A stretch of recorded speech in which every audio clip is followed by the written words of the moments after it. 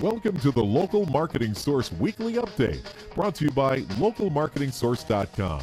This update is taken from the Local Marketing Source Professional Development Program for local marketers. This week's Local Marketing Update is brought to you by Scott Gallagher. Scott is the co-founder of Local Marketing Source and has become the recognized expert in providing online marketing services to local businesses. Follow Scott on Twitter at ScottGallagher5 and on Facebook.com/Scott P. Gallagher. Hey, well, good afternoon, everyone. Scott Gallagher here with Local Marketing Source, bringing you our Local Marketing Industry Weekly Update. And next week's LMS member faculty call with live questions is going to be February 27th, Wednesday at 4 p.m. Eastern. And as you know, the LMS membership provides access to our private Facebook group of live questions and access to the member portal. We've got a few updates this week that I'm going to be covering. Some studies from the search engines and market share and what's happening with them and what's doing some changes in the last few months with that. We're going to discuss a little bit about messages that Google is sending out to webmasters and how a majority of them is black hat, and see what that's all about. And a study that discusses how search engines are much more trusted than social media. So we'll see how that pans out.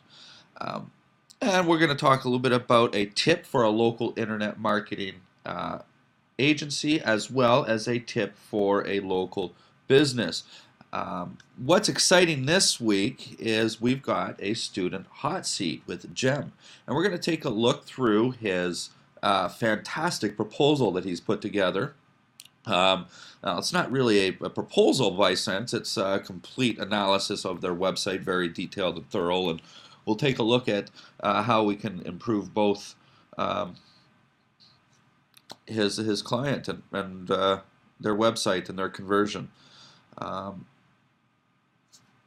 But this week, I'd like to talk a little bit about, before we get Jem on the line, we're going to go through the updates and talk about what's going on inside the LMS member Facebook group, but just a little bit about conversion for a local business. Jem's website is a tourism website, so there's going to be different elements to that. But just a little bit of a tip for website conversion for those people listening on the front end of the call. Well, first off, conversion is when somebody comes to your website, you get them to take an intended action. Not all sites have a purchase in mind. Sometimes you're capturing information or whatnot. But understanding what a conversion is taking the visitor to take an intended action of some sort. And so there's a couple of things that are important to understand before we can even consider conversion on a website. For example, who are we trying to convert, and can we put these people into different groups? You could be as simple as, for a local business, you would have prospects, people that are non-customers or hopefully future customers, and then you could have customers, of course, or clients or consumers. And then the second aspect is really, what might these groups be looking for? And each of these two groups, at the simplest level, could be looking for contact information or information about a product or a service, perhaps engagement information. And a simple little strategy at the very, very front end, when you want to take a look at some conversion, identifying who you are trying to convert, prioritize all of these groups based off of revenue opportunities. Now, we could say that existing customers have a greater opportunity for revenue for pretty much all small businesses as opposed to prospects. It's a lot easier to sell existing customers more, upsell them, increase their spending frequency, as opposed to go out and get new customers. You could also focus on some of the elements of each of these groups. And so an existing customer may want to contact you about information about a particular service. Well, it's pretty important to have contact information. What's your primary means of communication? Is it email? Is it through social channels? Most small businesses would communicate through the telephone. So it's obvious that the telephone number should be large, accessible on most pages, because most pages on a website come up in search engines. You got to have conversion for these audiences on all sites, and so something as simple as having the phone number up in the top right-hand corner is a very lucrative spot, very good real estate. Again, understanding a little bit about eye tracking. Eye tracking also is a big factor of conversion, and we read from left to right and top to bottom. So if you looked at an eye tracking chart or a heat map type of chart, you would recognize that click-through rates are also follow that same rule, left to right, top to bottom. Now inside the LMS member Facebook group, it's been a little bit active. Nicely active this last week. I have not been active in it, and I do have to apologize. If you were on the call last week, you would have heard the where I've been. Lost a family member last week, and I just had a very interesting call last week. It was a little bit different than any of my other calls, but I had a lot of fun. Had an opportunity to really reflect, and really enjoyed it. But Darren has been talking about some Google Places dilemma. It's a really typical dilemma. A psychologist who is leasing information or shares office space. We see this in a lot of different businesses. Everything from, a chiropractor will have a massage therapist in it, and maybe an acupuncture individual. Attorneys typically follow this quite a bit. And so this is a good discussion. And Darren, I'm going to get to that response as well. Appreciate some of the feedback on that, as well as Josh Nelson's discussion of reporting tools has come back up into the discussions. And you should read through some of that. Jem, we're going to talk a little bit about this as well when we take a look at his report. You guys will be impressed when I show it to you. So this week there really wasn't a ton of changes, but a really nice study came out to support our search marketing efforts. And remember, a statistic says that a search engine will drive more traffic to a website than all other mediums combined for local business websites, or websites in general for that matter. So having understood that, search engines also have a conversion rate, just like social media. Well, social media has got quite the exposure that's out there, but there's also the understanding of what people are there to do, and really, what are they going to trust when they're looking for certain information.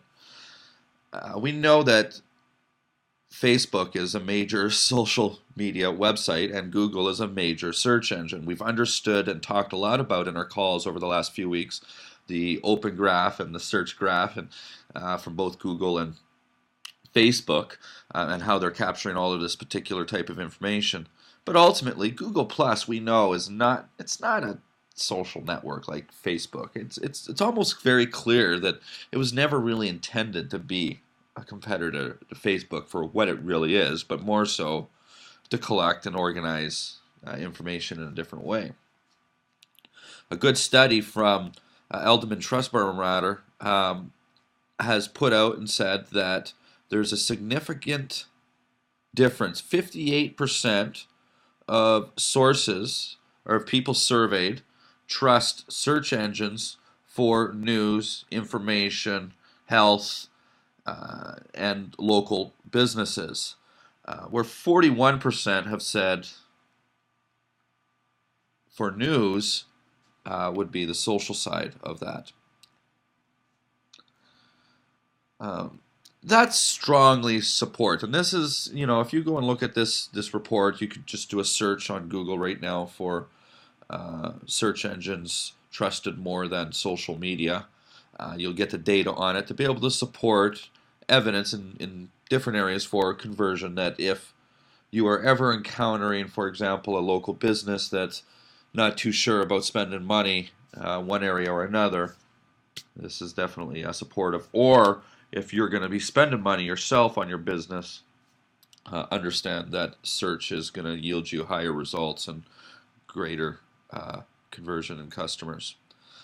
Trust factors, as well as identifying and having buyers' decisions made prior to coming to a website, will also help in your sales conversion and winning some of those businesses over. We've been hearing a lot about all of the different notifications that Google sends out, and Google has come out and said that 90% of those notifications that they send out are black hat related. I haven't gotten any notifications on any of my client sites nor my websites. So I am not coming from a place to be able to speak about experience of some of these notifications. Right from day one of me starting SEO back in 2005, anything that just didn't seem right, it didn't quite make sense, when everybody was jumping on the bookmarking bandwagon and jumping on the, go out and buy a whole bunch of articles and link them up and use this distribution software and, propagate your videos through tools like Traffic Geyser. And it was like,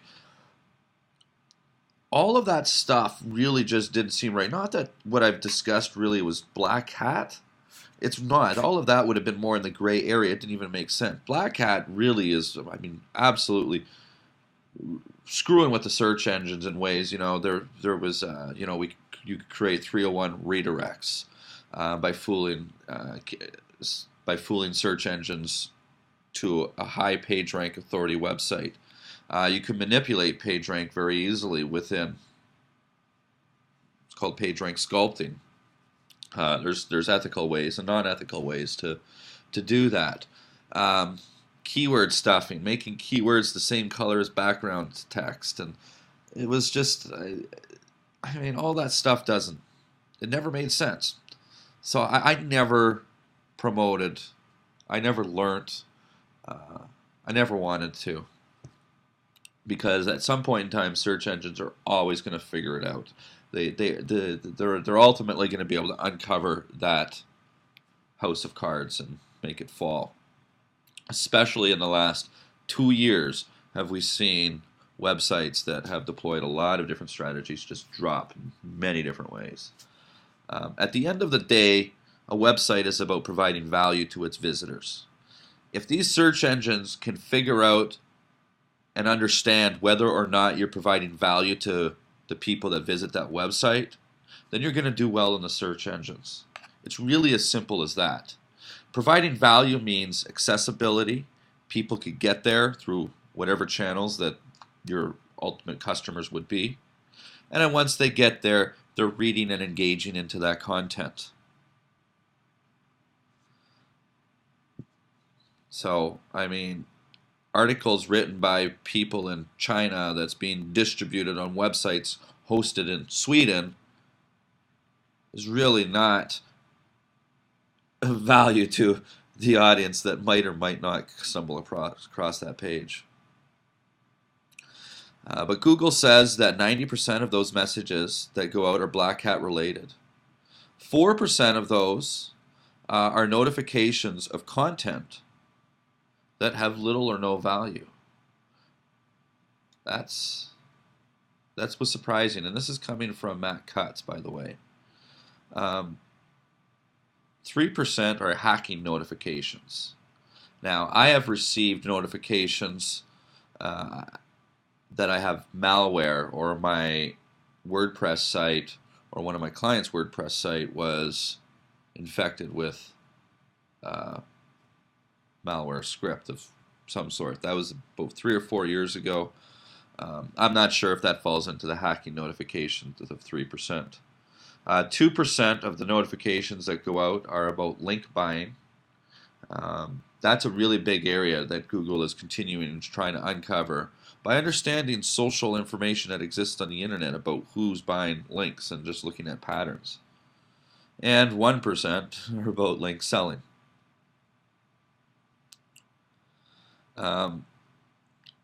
New comScore market share study has been released. Google has been consistent. They've bumped up just a little bit, but they've been consistent for years and years and years, for at least a decade. At least 2/3 of the entire market, 67%. Bing has continued since its inception to take off, chew away about 0.1 or 0.2% of market share every single month. They're up to 16.5%. They're pretty far distance past Yahoo. Yahoo's got 11%. And the remaining amounts would be, Ask is sitting at 3%, and all the other search engines, hundreds of other search engines, share the remaining 2. Some Google webinar that's coming up next week is worthy to be able to watch. It's about video and video remarketing. So if you are into any paid channels or your clients are into paid channels, this video and remarketing put together into the same title is awesome. If you don't know what remarketing is, there's a lot of critics, discussion about it one way or another. There's a lot of discussion of the ethics behind it. As a matter of fact, I was just reading about a week and a half ago, Bing has put a major smear campaign against Google and their targeting efforts, with one against Gmail about how they serve ads to us based off of the keywords in our Gmail, and Google's reading everything and this and that. And okay, their new Outlook.com solution, whatever that is, doesn't have that. So, but anyhow, remarketing ultimately is when somebody comes to your website, you drop a cookie onto their computer, and now when they start going to other places on the internet, they are seeing that ad. And you can make yourself look really big. And if you're on the Google network doing remarketing tactics like that, you can get pretty good exposure. And ultimately, only pay for the clicks of people that you're following that have already been on your website and seen you there. So it's a good effort for the money that you've paid in. Video remarketing is the use of video and advertising on video, and this brings in a lot of fun things from YouTube. So that webinar is going to be February 26th at 12 p.m. Eastern, and just go to Google and do a search for making the most of video remarketing webinar.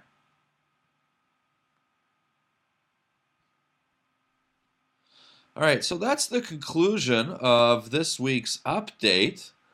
We're going to get on the phone now, or microphone, and answer some questions, if we've got any questions at this point. Then I'm going to bring Jem on the phone and screen share with him, with you guys, to share this and take a look at what we've got, and get some of his questions answered, and provide some discussion about what he has put together and what he's trying to accomplish. And then there may be some questions about that as well after we get Jem on the line, so I will open the floor then. You could raise your hand to ask a question, or post into the questions box. And I see that Nick has asked a question to post the link to the webinar.